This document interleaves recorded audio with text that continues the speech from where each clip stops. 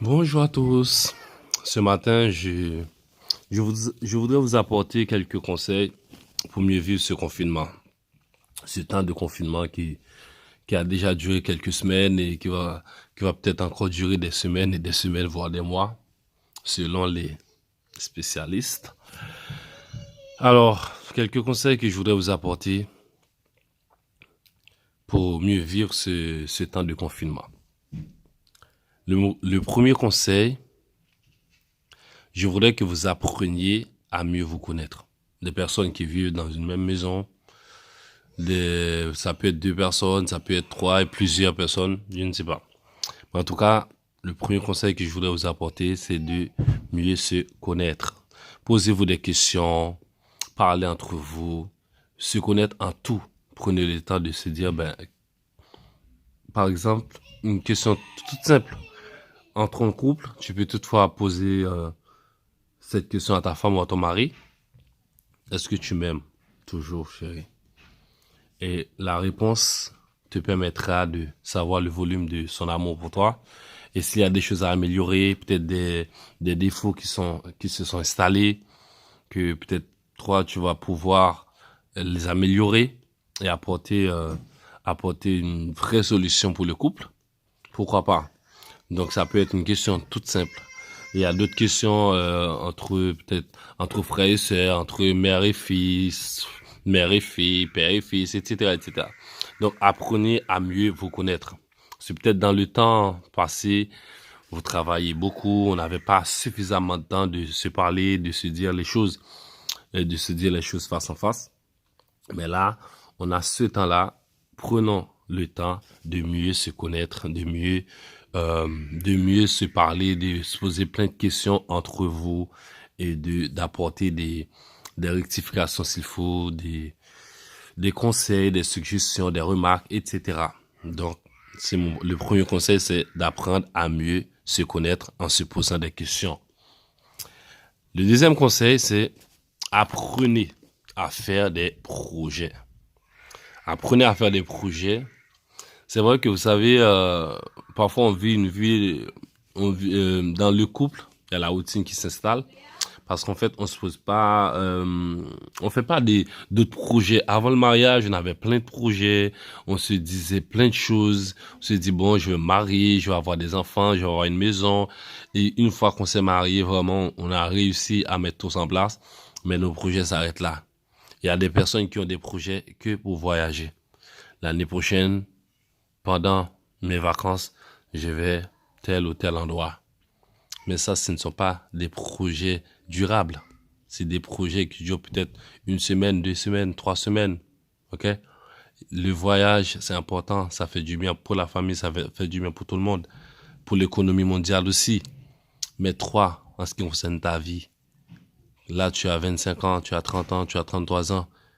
Ton projet pour 70 ans, c'est quoi? Quand tu auras 70 ans, ça va être quoi? Tes enfants, quand ils ont 25 ans, 30 ans, que deviendront-ils? Que seront-ils? C'est ça les vrais projets. Qu'est-ce que tu vas mettre en place pour que tes enfants, si jamais aucune entreprise ne les accepte pas, et que toi, par rapport à ce que tu as mis en place pour eux, ils arriveront quand même à vivre ou à survivre. C'est ça, ce sont des grands projets comme ça qu'il faut voir. Alors, je vais énumérer quelques projets pour certaines personnes. Projet, par exemple, projet d'avoir des enfants. Peut-être tu es marié, il y a peut-être quelques années de ça ou quelques mois de ça. Et tu te dis, bon, on attend pour avoir un enfant. C'est une bonne idée aussi. On ne peut pas dire le contraire. Mais ça peut être aussi un projet de se dire, bon, de toute façon, on va travailler 1 an, 2 ans ou quelques mois ou je ne sais pas combien de temps que vous avez fixé. Car votre couple, c'est pas le mien. Donc, il est important d'avoir des projets, par exemple, pour avoir des enfants, si vous comptez en avoir. Projet de fiançailles pour ceux qui, aujourd'hui, ça fait peut-être 6 ans que vous êtes ensemble, en couple, ou 5 ans, de se dire, bon, ça fait quand même quelques années qu'on est ensemble, on va quand même mettre en place un projet de se fiancer. de se dire, bon, ok, je vais me fiancer je ne sais pas, dans quelques mois, etc. On va se fiancer, on va arrêter de se douter, on va arrêter de dire, bon, ça fait, enfin, ensuite, on va encore, non, on va arrêter, en fait. On va arrêter de douter et se dire, je vais me fiancer. Et projet de mariage. Donc, est-ce que tu as un projet pour te marier? Est-ce que tu as un projet de se dire, ça fait des années que je suis fiancé avec ma fiancée ou mon fiancé. Donc là, c'est le moment de parler de ces genres de projets pendant ce temps de confinement. Projet d'immobilier, par exemple. Il y a des personnes qui se sont mariées ou des jeunes qui vont se marier, qui se disent, bon, ben, j'aimerais bien acheter une maison ou un appartement, peu importe. Donc, c'est le moment de faire ces projets. Ne vous ennuyez pas à la maison. Ne restez pas à regarder que la télévision ou des films, des Netflix ou je ne sais pas quoi. Il y a plein de choses à regarder à la télévision pour vous occuper l'esprit. Mais vous aussi, vous pouvez créer ce moment et de mettre en place des projets, de mettre en place des choses que vous voudriez pour votre vie, pour vos enfants, pour votre avenir, que vous-même vous souhaiteriez avoir dans l'avenir. Donc, prenez le temps de faire des projets. Projet aussi de créer une entreprise. Au jour d'aujourd'hui, on travaille dans des entreprises qui ont été créées par des êtres humains comme nous. Et on se dit toujours que bon, je suis en CDI, je n'ai pas besoin de me casser la tête, etc., etc. Mais ces personnes, si elles disaient comme nous, au jour d'aujourd'hui, il n'y aurait pas ces entreprises. Donc, prenez le temps de s'asseoir à 2 ou à 3, 4, peu importe le nombre de personnes, et de se dire, j'aimerais aussi créer une entreprise. Le fait d'avoir ce projet, ça peut peut-être concrétiser dans 10 ans, dans 15 ans, mais ça peut se concrétiser parce que au moins on a le projet de créer une entreprise. Prenez le temps de parler de vos projets. Projet de mieux servir Dieu. Parfois on se dit je suis chrétien, chrétienne, peu importe. Mais projet de mieux se servir Dieu, ça peut être ça peut être un projet aussi. Pourquoi? Parce que parfois on entend parler des pasteurs, des évangélistes, des docteurs, des prophètes, etc., qui nous parlent de Dieu, qui nous apprennent ce qu'ils savent de Dieu. On ne peut pas apprendre, personne ne peut apprendre qui est Dieu. Dieu reste une révélation. Donc, ce qu'ils ont reçu de Dieu, ils nous l'apprennent. Mais quand est-ce que tu vas prendre le temps de mieux servir Dieu, de savoir qui est réellement Dieu à travers la Bible, à travers sa parole, à travers d'autres livres, à travers de la nature même, à travers de la personne de Jésus-Christ, etc. Donc ça peut être aussi un projet de se dire, j'ai passé ma vie, j'ai passé du temps à l'église, j'ai passé beaucoup de temps, mais je n'ai jamais pris le temps de mieux connaître Dieu et de mieux le servir. Donc moi, je vais prendre le temps de connaître Dieu. Parler de ce projet à la maison, en famille aussi, c'est hyper important de se poser cette question, de mettre ça en prière, de se dire, je vais prendre le temps de mieux connaître Dieu afin de mieux le servir. Donc ça peut être aussi un projet de mieux servir Dieu. Projet d'arrêter de faire des choses qui ne plaisent pas à tout le monde et qui ne plaisent pas au monde, qui ne plaisent même pas à la nature. Des choses qui ne sont pas bonnes pour ta santé, pour ton entourage, pour ta petite famille, pour tout le monde. Le projet d'arrêter de faire cela. Ce qu'on appelle parfois des conneries, ce qu'on appelle des bêtises, etc. Donc ça peut être aussi un projet de se dire, bon, à partir de ce moment, j'aimerais arrêter de faire ça. J'aimerais arrêter de vivre comme ça. Je préfère créer quelque chose de meilleur au lieu de rester dans cette vie ou dans ce confort. Je veux me sortir de ce confort. Je suis tombé sur un jeune il y a quelques temps de cela qui me disait je gagnais l'argent facilement. J'ai passé ma vie à gagner l'argent facilement. Et là, au jour d'aujourd'hui, ça fait 4 ans que j'étais en prison et je me suis rendu compte que j'ai gâché toute ma vie. Donc, il y a peut-être un confort dans lequel tu te trouves actuellement. Tu te dis, ouais, c'est un confort, mais ce n'est pas un confort durable. On ne peut pas devenir riche en gagnant l'argent facilement. On deviendra riche en créant quelque chose. On peut avoir de l'argent. Mais il y a une phrase qui dit « Je suis un pauvre riche ». Non, je suis un pauvre qui a de l'argent. Voilà. Je suis un pauvre qui a de l'argent. Donc, tu peux avoir de l'argent, mais tu restes toujours pauvre. D'accord? Donc, voilà ce que je voudrais vous apporter ce matin. C'est de se dire, j'arrête de faire cela car c'est pas constructif ce que je fais. C'est quelque chose qui va durer peut-être 5 ans, 10 ans, mais toute ma vie derrière va être gâchée.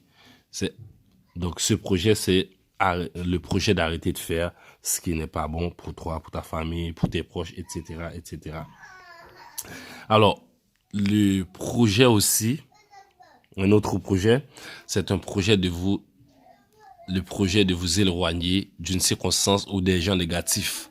Ça peut être aussi un projet de se dire, je vais m'éloigner de cette circonstance-là. Je vais m'éloigner de cette personne-là. Et n'ayez pas peur de le dire. Éloignez-vous. Parce que vous savez, dans la vie, il y a des décisions que tu vas pas prendre aujourd'hui, que tu vas payer ça peut-être dans 10 ans ou dans 15 ans. Il y a des personnes qui sont dans ta vie, je t'assure, mon frère, ma soeur, ça ne peut être que malédiction. Ok? Donc, n'aie pas peur de prendre ta vie en main. N'aie pas peur de ne plus écouter si c'est là, de ne plus écouter cette personne, que ce soit ta famille, que ce soit tes amis, que ce soit ta mamie, ton papy. Prends des décisions qui te seront utiles demain pour ta vie. Car ta vie, elle ne sera que toi et peut-être ta future famille, etc., etc. Apprenez à prendre des décisions qui sont bonnes pour toi. Mais prenez des très bonnes décisions pour ta vie. Éloignez-vous des circonstances, éloignez-vous des personnes. Car quand tu es sorti du ventre de ta mère, tu étais seul. C'est vrai qu'il est important de s'entourer par des amis, des proches, mais des personnes positives. Une fois que la personne est négative, bye bye, au revoir. Ok? Donc, il est important. Ça peut être aussi un projet. Ça peut être très difficile. Les gens vont peut-être te critiquer, vont dire, ouais, quand il était pauvre, il était toujours avec moi. Et maintenant, il commence à avoir de l'argent, il s'éloigne de moi. C'est pas grave. Mais au moins, tu sais que cette décision est bonne pour toi. Je ne te demande pas aussi d'oublier tes amis avec qui, quand tu es en galère, etc. Mais si ces personnes sont toujours positives, gardez-les. Mais une fois que tu sens que elles t'apportent la poisse, éloigne-toi de ces gens-là. Ok? Éloigne-toi de ces gens-là. Ça peut être aussi un projet. Donc, il y a un autre projet. Je pense que tous les parents, toutes les familles, elles en parlent toujours. C'est le projet pour l'éducation de nos enfants. Toi qui as un enfant, toi qui as 2 enfants, toi qui as plusieurs enfants, ça peut être aussi un projet. Qu'est-ce que tu aimerais que tes enfants deviennent dans 5 ans, dans 10 ans, s'ils sont encore au CP, s'ils sont encore à la maternelle, s'ils sont encore au lycée, etc. Est-ce que tu as des projets pour eux? Parlez de ces projets-là. Prenez le temps pour parler des projets de l'éducation de tes enfants. Prenez le temps de parler de ça avec ta femme, ton mari. Prenez le temps de prendre des bonnes décisions pour tes enfants. Ça peut être aussi un projet. Ok? C'est super important. Et aussi, le dernier projet que j'ai là en tête encore à vous annoncer ou à vous rappeler, c'est le projet de votre éducation. À vous. Pas simplement les enfants, mais à toi, ma soeur, à toi, mon frère. La plupart du temps, on se dit, je suis grand, etc., etc. J'ai pas besoin d'éduquer, j'ai pas besoin d'être éduqué. Tu as besoin. Dans la vie, il n'est jamais trop tard pour apprendre. Tu as besoin aussi d'une éducation, peut-être. Il y a des personnes comme moi, comme d'autres personnes qui ont besoin d'une éducation. Parce que ton langage n'est pas... Ça se voit direct que l'éducation, elle est loin de toi. Ta façon de réagir, ta façon d'être. Pose-toi des questions. Dis-toi, est-ce que Est-ce que mon éducation, elle est parfaite? Tu as besoin aussi de t'éduquer. Prenez le temps, allez sur Internet, posez des questions, faites des recherches, fréquenter des milieux d'autres personnes aussi qui pourront t'apporter une éducation meilleure que celle que tu as aujourd'hui. Donc, ça peut être aussi un projet. Donc, faites des projets. Moi, j'ai énuméré quelques projets, mais vous avez encore d'autres projets, vous, en tête. Prenez le temps pendant ce temps de confinement. Passez du temps à parler de ça avec ta femme, ton mari, tes enfants, ton entourage, tes proches, etc. Alors, le troisième point pour finir, je voudrais que vous preniez le temps pour jouer. Prenez le temps à vous amuser. Prenez le temps de jouer avec ta femme, ton mari, tes enfants, ton entourage, tes proches, tous ceux qui sont à la maison. Parce que il y a peut-être un mois de ça, tu n'avais pas du tout le temps parce que tu étais toujours au travail, tu entrais tard chez toi. Quand tu entrais, tu étais hyper fatigué. Tu n'avais pas le temps de jouer avec ton enfant, qu'ils t'apprennent ce qu'ils ont appris à l'école. Enfin, des choses comme ça. C'est des petites choses, mais qui feront du bien pour la famille. Prenez le temps à vous amuser. Apprenez à vous amuser ensemble. Ça va vous faire du bien. Ça va vous faire du bien de jouer avec ta petite famille, tes enfants, ta femme, ton mari, tes proches, etc. Ça va te faire du bien. Ça va te faire du bien parce que tu n'avais pas le temps de faire cela avant. Mais là, maintenant, pendant ce temps de confinement, il n'y a pas que la télé. Si tu veux, tu vas avoir des infos partout. Mais cela, tu ne vas pas l'avoir partout. Ce petit temps que vous avez, prenez ce temps à vous amuser, à la maison. L'amusement, ce n'est pas simplement en voyageant, en allant dans d'autres pays, etc. Non, entre mari, femme, entre enfants et père, père et fils, fille, mère et fille, fils, etc. Donc, on peut s'amuser. On s'amuse à la maison, on s'amuse dans la cour, on s'amuse dans la douche, on s'amuse partout. On prend le temps de découvrir la personne qui est en face de nous. Qui est cette personne? J'aimerais voir ton dos, j'aimerais voir ta main, j'aimerais voir ton cou. Est-ce qu'il y a des choses à découvrir, etc., etc. Il y a des points de beauté, il y a des points de beauté cachés très, très loin. Mais si tu ne prends pas le temps de découvrir la personne qui est en face de toi, franchement, tu vas perdre beaucoup de choses, quoi. Tu vas rater beaucoup de choses de ta vie. Alors, pour finir là, donc c'était le dernier point. Oublier, éloigner, effacer, supprimer tout ce qui pourrait te servir un obstacle dans ta vie. Prenez le temps à penser à tout cela. Supprimez tout ce qui pourrait te devenir un obstacle. La vie, elle est super courte, elle peut être longue aussi. Mais ne perdez pas votre temps à vivre dans des obstacles que vous pouvez supprimer. Supprimez-les, oubliez-les, effacez-les. Éloignez-vous de ces choses-là. OK? Que ça soit une personne ou un animal, essayez d'avoir une vie plus ou moins tranquille. Éloignez-vous de ces choses-là, de ces gens-là. Prenez le temps pour vous. Prenez le temps pour des choses positives de votre vie. Prenez le temps pour des choses qui vont vous servir, qui vont servir à tes enfants, qui vont servir à ta petite famille, qui vont servir à votre avenir. Que Dieu vous bénisse, que Dieu vous garde. Prenez le temps de vous connaître, de mieux vous connaître. Prenez le temps de vous amuser ensemble. Prenez le temps à faire des projets. Que Dieu vous bénisse. À très bientôt.